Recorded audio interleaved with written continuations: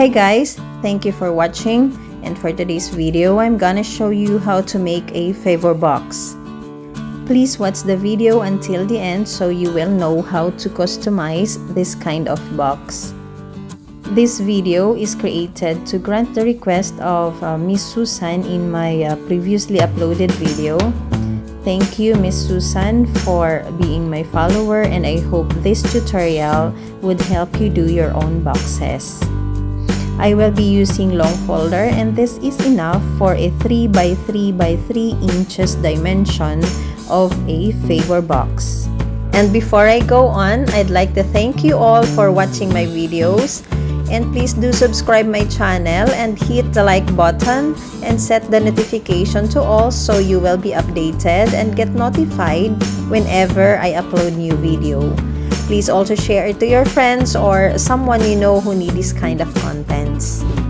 Okay, and now let us start. This is the template, and of course I'm gonna show you how to do this. We will start measuring on the vertical side of the folder. For a 3x3x3 dimension of a Favour box, you have to measure first 1 inch, then next is 1.5, then you have to measure 3 inches, and then 1.5, and then 1 inch. So that's the first measurement, and you just have to do it also on the other side of the folder. And then after that, you just have to connect the markings so you can form a line.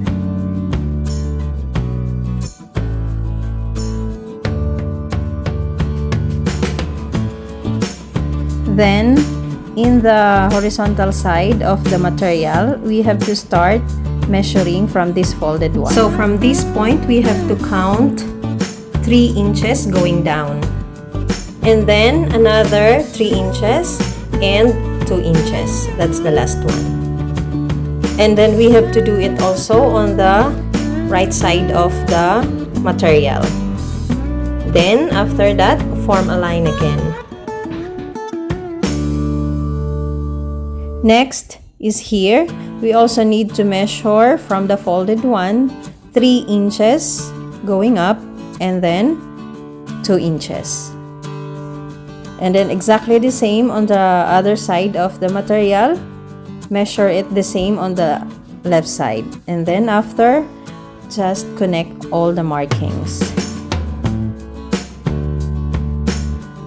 And now I have to cut out the outside portion of the material because it's not needed anymore.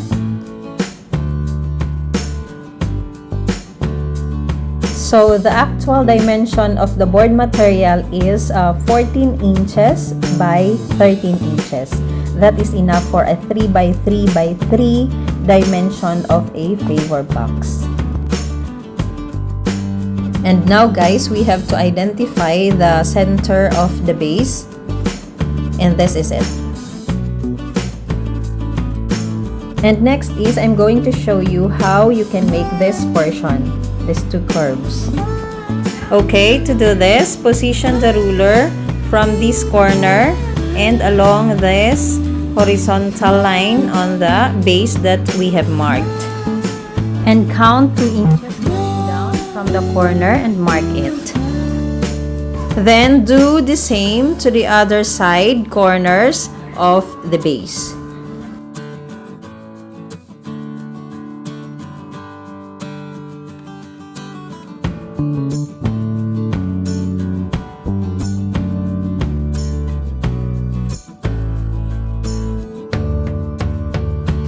And to make it curve, I am using my protractor. But if you don't have it, then you can use a small plate or any round object that you can use for making this curve. Just put it on the corner and then make a line going to the mark that you have done earlier. And then connect it again to another corner. Then just repeat the procedure until you are done with the 4 sides.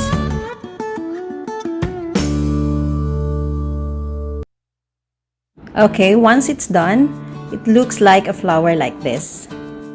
Okay, next is I'm going to show you how to do this portion. Okay, one of it, the cut is facing right side. And to do it, guys, I am getting the center at first and then marking it, and then later the cut will be until to that mark.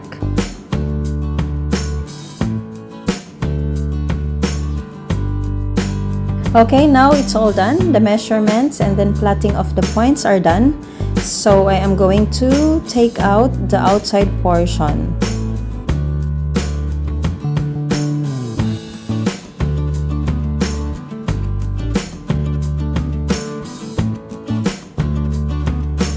Okay, now the template is done, guys. And next is I am going to show you how to cut this lock. This will be the lock of the box on the side. I will cut exactly on the line, then until to the mark I have pointed earlier. Remember, I have taken the center, so the cut will be until to that part and then form a curve. Then the side will be facing opposite.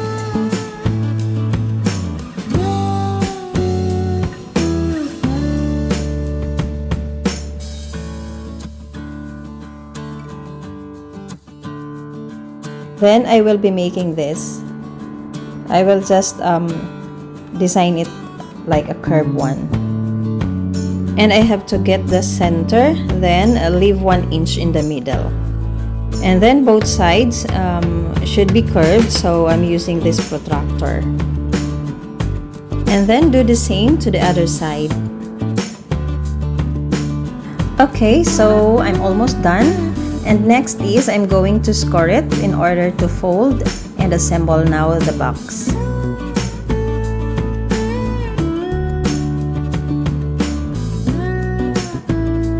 Okay, so after scoring, guys, this portion should be fold towards inside.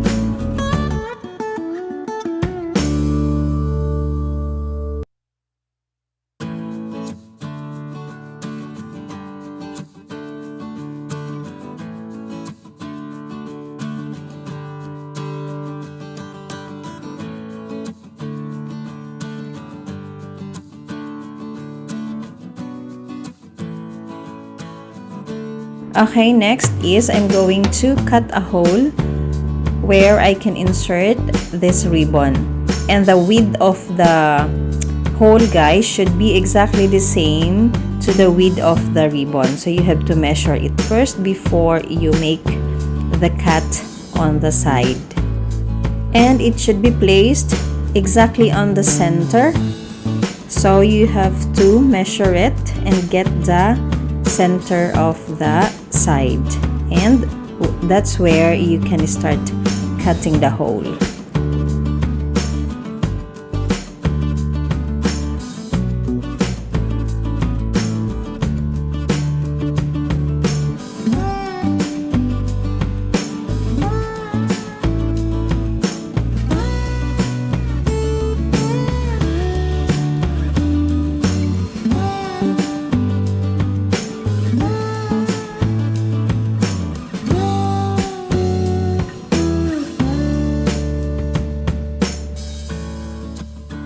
Okay, and now the last one, guys, is we have to make a hole here where we can insert the ribbon on top of the box to make it locked.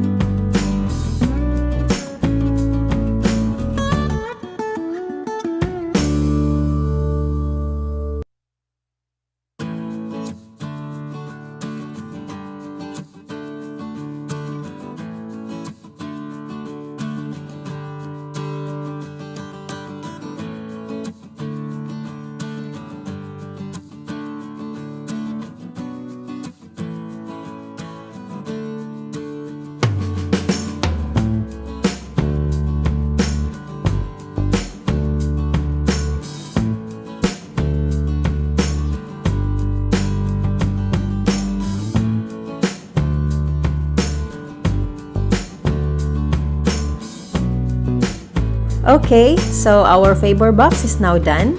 Look at this, guys. This is very nice. It looks very beautiful and very presentable. The color of the material and the ribbon, guys, and also the size of the box can be customized according to your preferred size or color and ribbons. And you can make it bigger, you can make it smaller. As long as you follow the same steps, that's for sure you can do your own box.